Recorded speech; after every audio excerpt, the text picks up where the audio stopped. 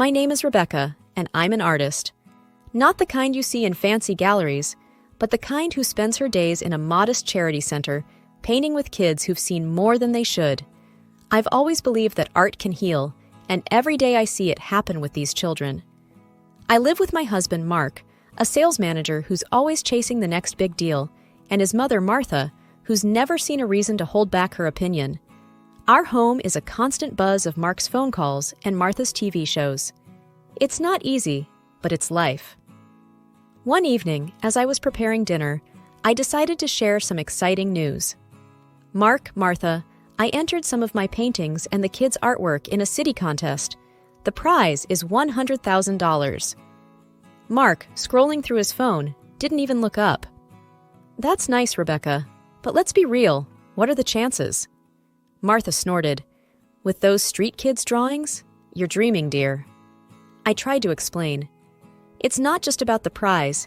It's about showing what these kids can do, how they express their... Mark cut me off. Rebecca, why don't you find a real job? Something that actually pays? I sighed, looking at my half-chopped vegetables. It's important to me, Mark. This job, these kids, they matter. Moreover, my salary at the center is quite enough to pay bills and food. Martha waved a dismissive hand. We need real money, Rebecca, not child's play. I finished dinner in silence. That night, as I lay in bed, I couldn't help but feel a mix of excitement and disappointment. I believed in my dream, in the magic of art, and maybe, just maybe, the contest could be a new beginning. But at home, it felt like my dreams were nothing but whispers in a storm. I closed my eyes, picturing the colorful, chaotic art room at the center, the place where my heart felt fullest. Tomorrow, I'd go back there, to my little haven of paints and smiles, away from the doubts and the cold reality of my home life. This contest, it was more than a chance for money. It was a chance to prove to myself, and maybe to Mark and Martha, that what I do is valuable, that it has the power to change lives. And with that thought, I drifted off to sleep, dreaming of vibrant colors and the sound of children's laughter. Each day at the Charity Center was a journey into a world where paint and canvas became tools of transformation. There, surrounded by children who had seen the darker side of life, I found my purpose. We painted murals together, walls turned into vibrant stories of hope, each brushstroke a testament to their resilience. I remember one afternoon, a shy little boy, Timmy, who had never picked up a brush before, created a bright sun with rays stretching across the wall. His smile, as he stepped back to admire his work, was brighter than the sun he'd painted. Moments like these were my daily reminders of why I did what I did. But at home, the story was starkly different. One evening, I returned home, still carrying the joy of the day's achievements.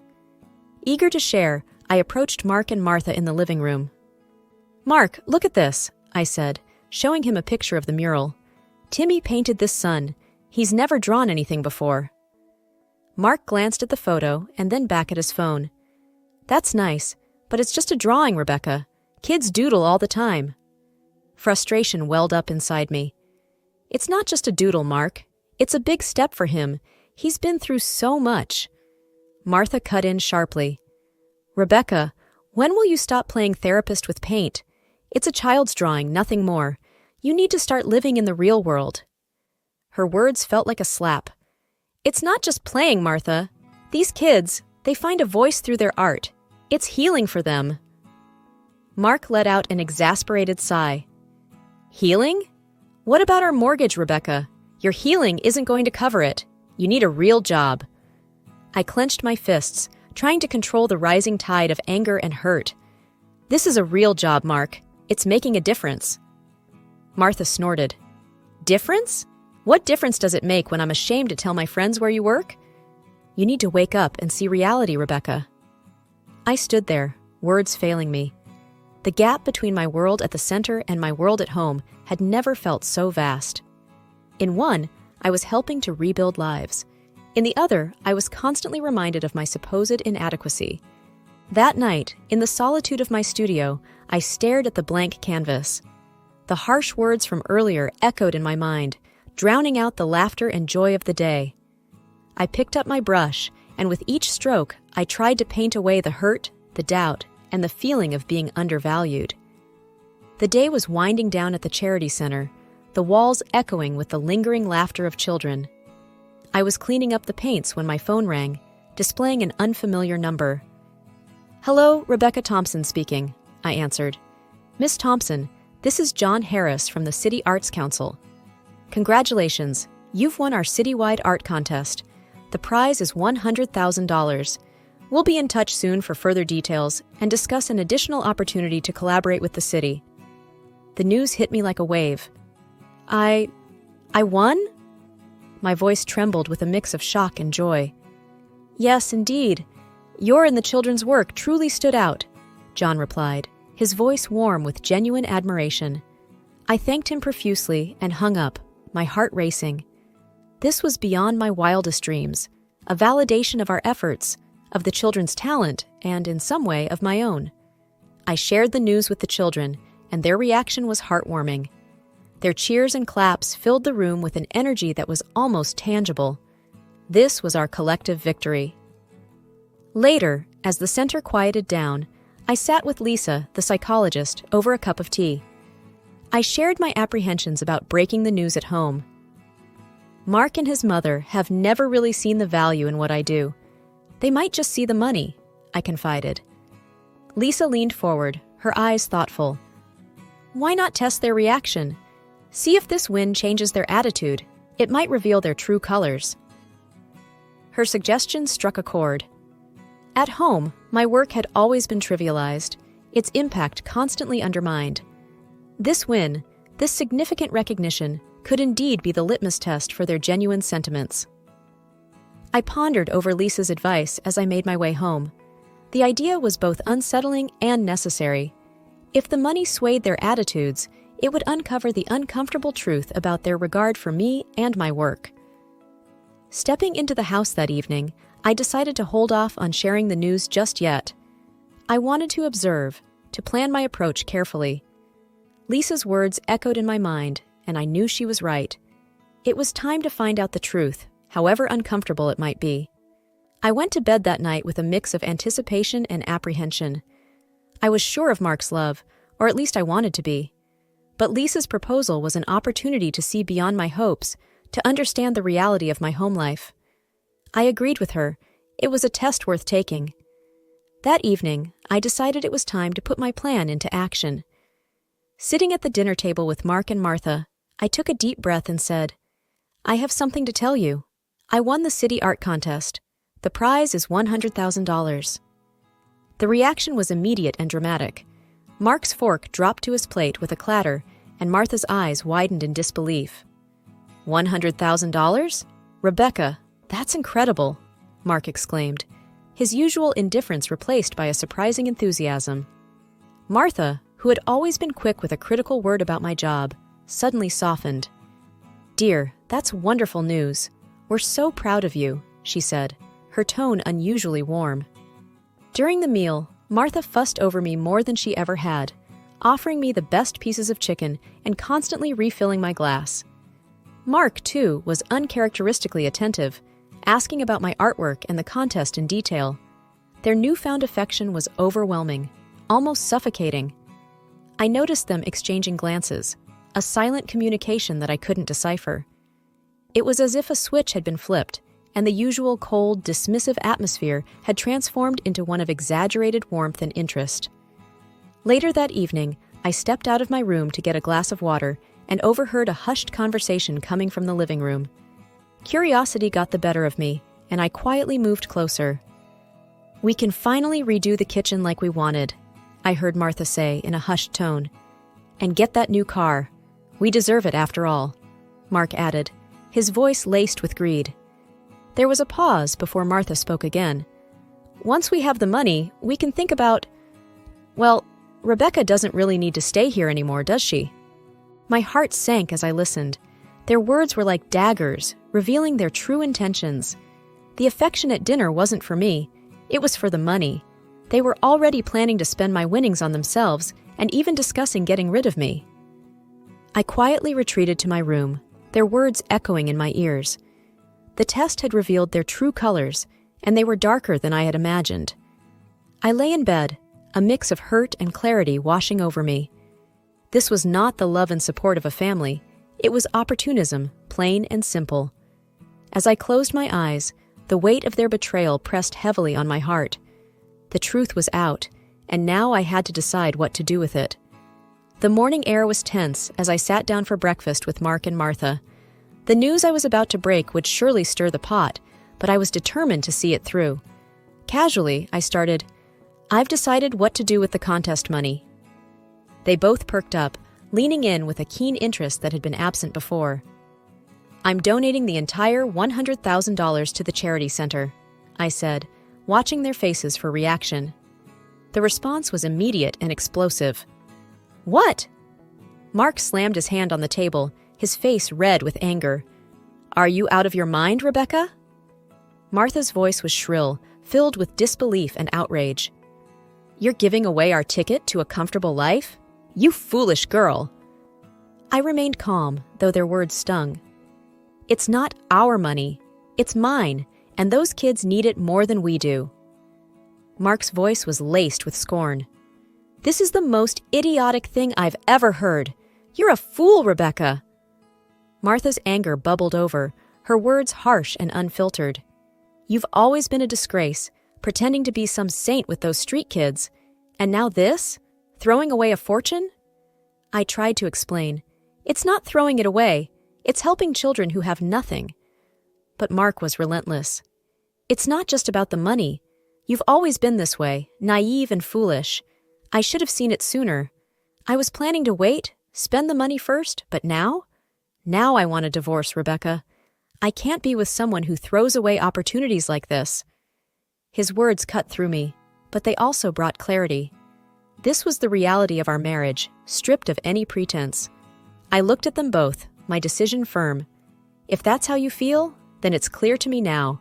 This marriage, this relationship, was never about us. It was about convenience, about money.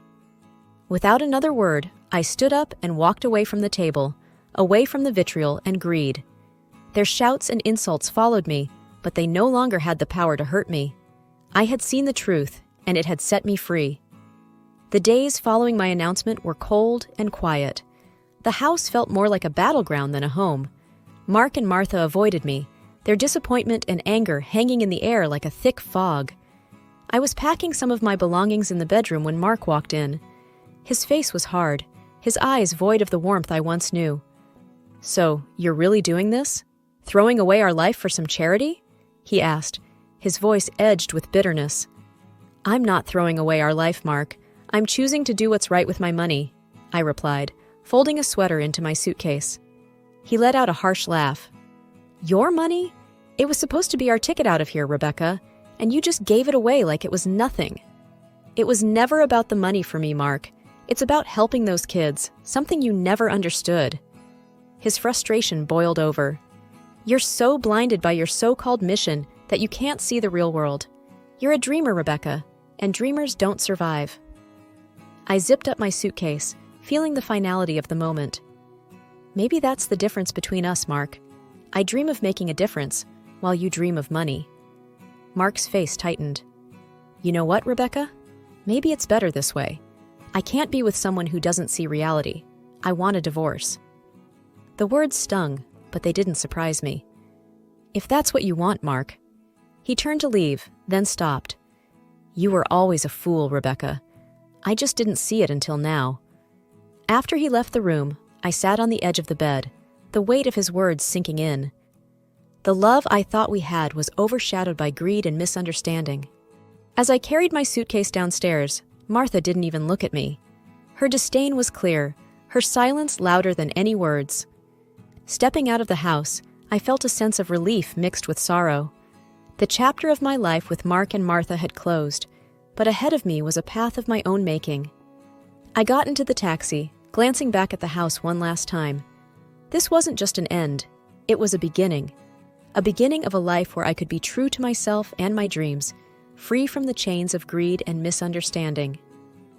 The day to sign the divorce papers arrived with a mix of relief and finality. I walked into the lawyer's office, feeling a sense of purpose.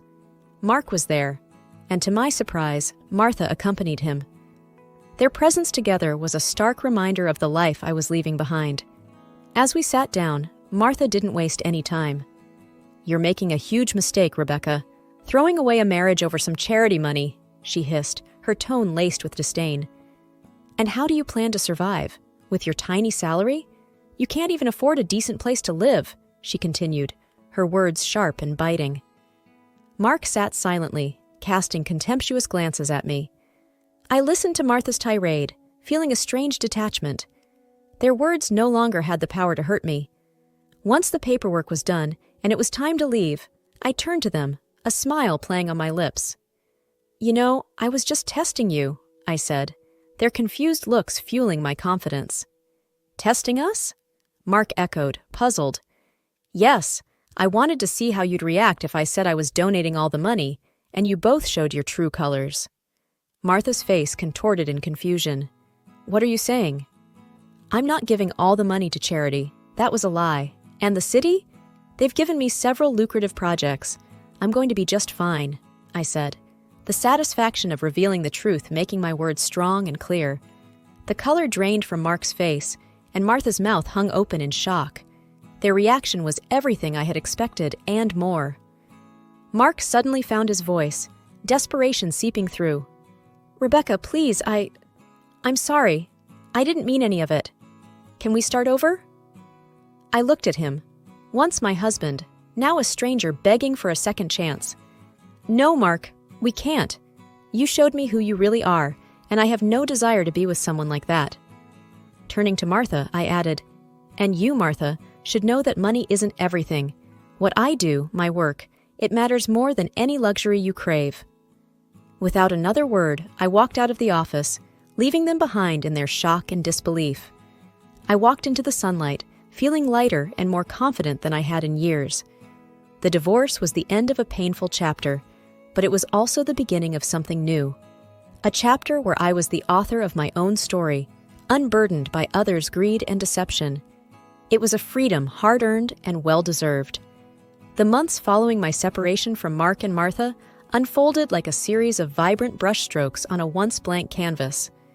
I found myself immersed in a new rhythm of life, one that echoed with the sounds of children's laughter at the charity center and the quiet concentration of my work on city projects. My world, once confined to the expectations and criticisms of a household that didn't understand me, had expanded into a realm where my passion for art and my dedication to helping others were not just acknowledged, but celebrated. I had rented a small apartment in a quaint part of town. It wasn't luxurious, but it was mine, a sanctuary where the walls were adorned with my paintings and the cheerful artwork of the children from the center. Each piece told a story, a reminder of the journey I had embarked on and the lives that had intertwined with mine. The decision to donate half of my prize money to the charity center had set a series of unexpected events in motion.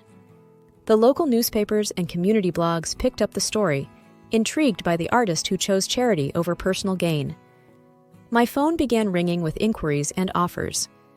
Local gallery owners, once indifferent, were now eager to showcase my work.